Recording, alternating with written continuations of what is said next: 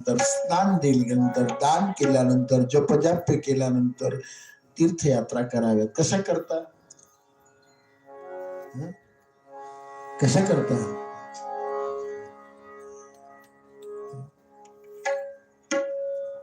म्हणतात त्याप्रमाणे, जर हे सकळ सिद्ध आहे,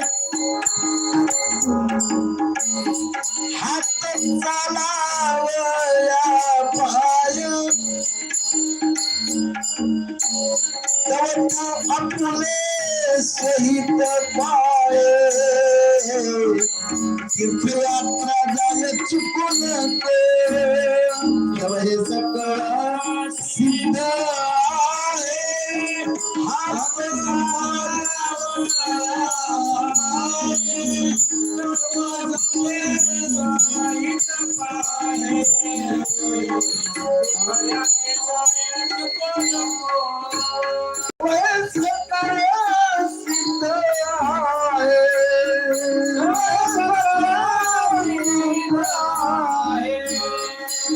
सकळ सिद्ध आहे, हात चालावया पाय, तव तू आपुले सहित पाय,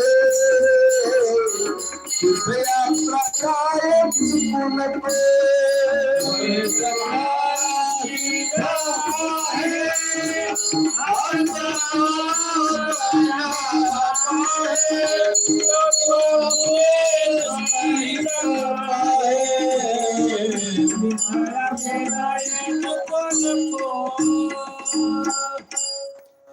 त्याप्रमाणे जवळ हे सकळ सिद्ध आहे, हात चालावया, जोपर्यंत हातपाय हलतात तोपर्यंत तीर्थयात्रा करावी.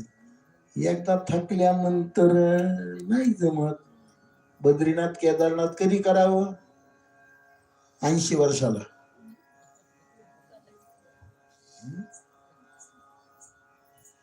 नाही. आणि बहुतेक जो माणूस चांगला असतो तोपर्यंत इकडे येतच नाही. सगळं सरल्यावर मग लोक म्हणतात, महाराज मला तुमच्या बरोबर यायचे. कशाला?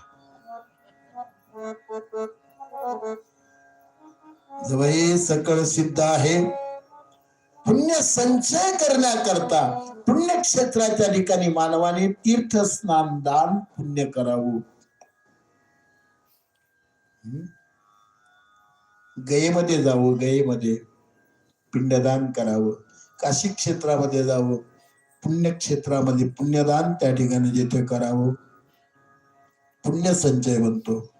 पुण्यशिला गंगा, सिंधू, शतद्रू अनेक क्षेत्र आहेत, भागीरथी सगळ्या पुण्यक्षेत्र.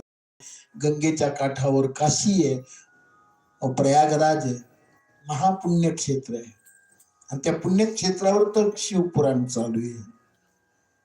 शिवपुराण तिथे सांगितलेलं आहे. सुत मानवाच्या मुलीने शोधण्याच्या ठिकाणी, त्या ठिकाणी जाऊन आपल्या पूर्वजांच्या नावाने पितृतर्पण करावं, क्षौर कर्म करावं, तर्पण करावं आणि विनिदान दिलं जाते.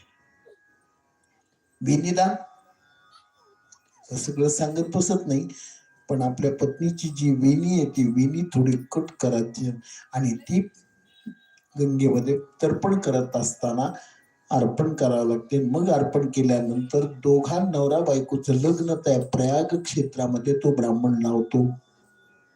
पण आहे त्याच बायकोशी. नाही तर तुम्ही म्हणताल महाराज डबल लग्न. नाही नाही नाही, आहे तेच. मग जुन्या आठवणी काढायच्या, कोण होता असं तू, काय झाला असं तू, पुण्यक्षेत्र. मग तुम्ही म्हणा तुम्ही कसं दिसता, तुम्ही मी कसा दिसतो. म्हणून बाबांनो, पुण्यक्षेत्रे कृतम पापम वज्रलेपो भविष्यति. म्हणून गंगा, सिंधू, शतद्रू, चंद्रभागा, आसिकनी, तुंगभद्रा इत्यादी अनेक नद्यांचे नुसते नाव जरी घेतले, गंगा, सरस्वती, यमुना,